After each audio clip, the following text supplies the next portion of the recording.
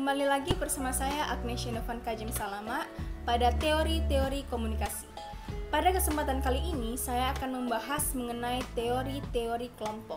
Nah, kedepannya kita akan tahu apa-apa saja yang termasuk dalam teori-teori kelompok ini. Jadi tanpa basa-basi lagi, langsung saja kita beralih kepada teori yang pertama. Teori grouping.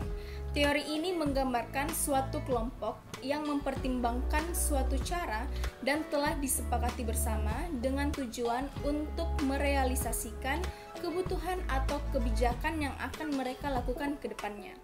Di sini saya mengambil contoh Yayasan Anne Avanti. Pemilik dari yayasan ini ialah Ibu Anne Avanti itu sendiri, yang dimana kita ketahui ibu ini merupakan seorang perancang busana kebaya ternama di Indonesia.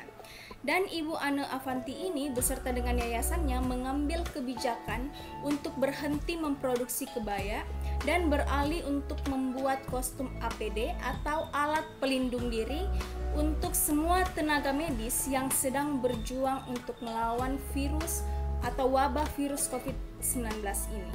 Nah, disinilah contoh mengenai teori grouping. Teori penstrukturan adaptif.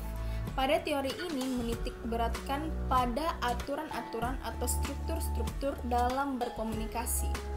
Jadi, kunci untuk memahami komunikasi dalam kelompok yaitu dengan mempelajari aturan atau struktur yang ada. Di sini saya mengambil contoh pada masa-masa wabah virus COVID-19 ini. Sekarang ini tentunya kita tidak ingin ketinggalan berita. Biasanya kita terus mencari berita, terus mencari informasi mengenai perkembangan keadaan sekarang ini.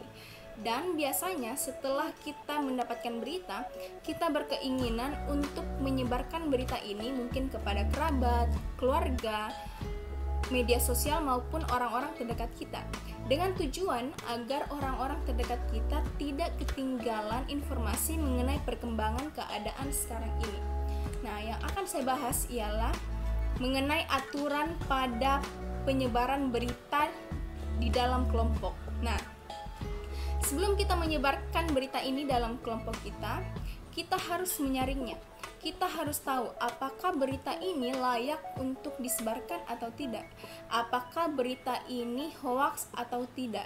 Nah, jika kita telah mengetahui, jika kita telah menyaringnya dan kita tahu bahwa berita ini ternyata konkret, disitulah baru kita menyebarkan berita tersebut agar tidak akan terjadi kesalahpahaman atau komunikasi yang buruk di dalam kelompok. Maka sebaliknya, jika kita tidak mengecek atau kita tidak menyaring berita, lalu kita hanya menyebarkan begitu saja, setelah mendapat berita langsung kita sebarkan, kita tidak menyaringnya, tentunya setelah orang tahu bahwa ternyata berita ini hoaks, maka akan terjadi kesalahpahaman di dalam kelompok, sehingga itu akan memicu komunikasi yang tidak baik di dalam kelompok kita.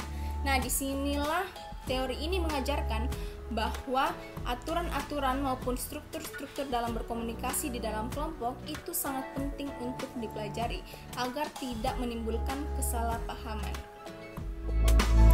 Jadi demikianlah penjelasan saya mengenai teori kelompok pada hari ini. Saya tetap berharap ini menjadi pengetahuan baru bagi kita.